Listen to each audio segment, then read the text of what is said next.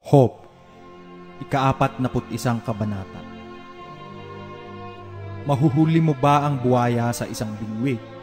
O mailalabas mo ba ang kanyang dila ng isang panali? Makapaglalagay ka ba ng tali sa kanyang ilong? O makabubutas sa kanyang panga ng isang taga ng bingwig? Mamamanhik ba siya ng marami sa iyo? O magsasalita ba siya ng mga malumanay na salita sa iyo? Makikipagtipan ba siya sa iyo upang ariin mo siyang alipin magpakailanman? Makikipaglaro ka ba sa kanya na gaya sa isang ibon? O iyong tatalian ba siya para sa iyong mga dalaga?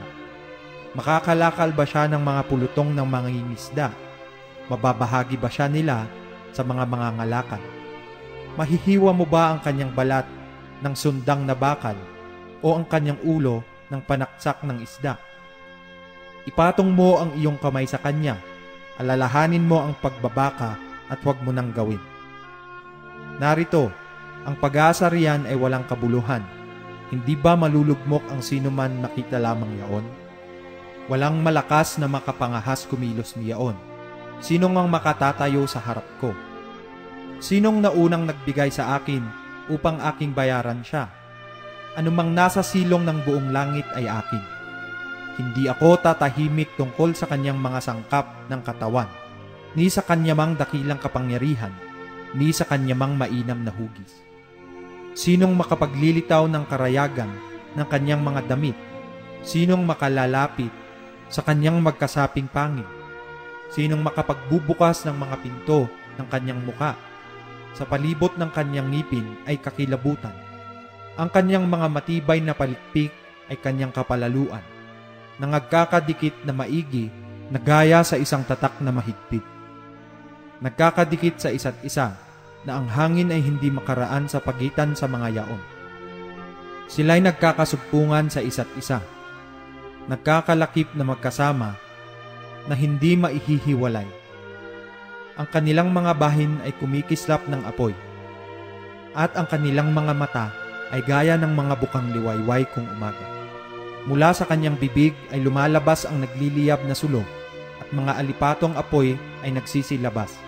Mula sa kanyang mga butas ng ilong ay lumalabas ang usok na gaya ng isang kumukulong talyasi at nagniningas na mga talahib. Ang kanyang hinga ay nagpapaningas ng mga baga at isang alab ay lumalabas sa kanyang bibig. Sa kanyang leeg ay tumitira ang kalakasan at ang kakilabutan ay sumasayaw sa harap niya. Ang mga kaliskis ng kanyang laman ay nangagkakadikitan, nangagtutumibay sa kanya, hindi magagalaw.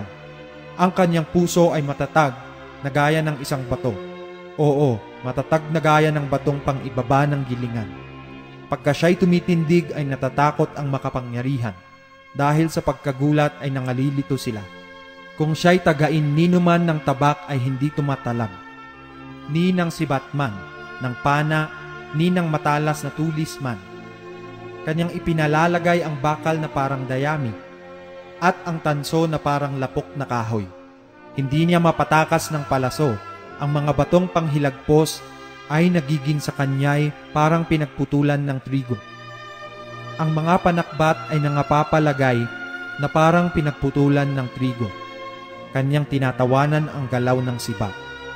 Ang kanyang mga sangkap sa ibaba ay gaya ng mga matulis na bibinga, lumalaganap na tila saksak sa banlig. Kanyang pinagpapakuluan ang kalaliman na parang palyok. Kanyang ginagawa ang dagat na parang pamahid. Kanyang pinasisilang ang landas sa likuran niya. Aakalain ng sinuman na mauban ang kalaliman. Sa ibabaw ng lupa ay walang gaya niya, nalikhang walang takot. Kanyang minamasdan ang bawat mataas na bagay. Siya'y hari sa lahat ng mga anak na palalo.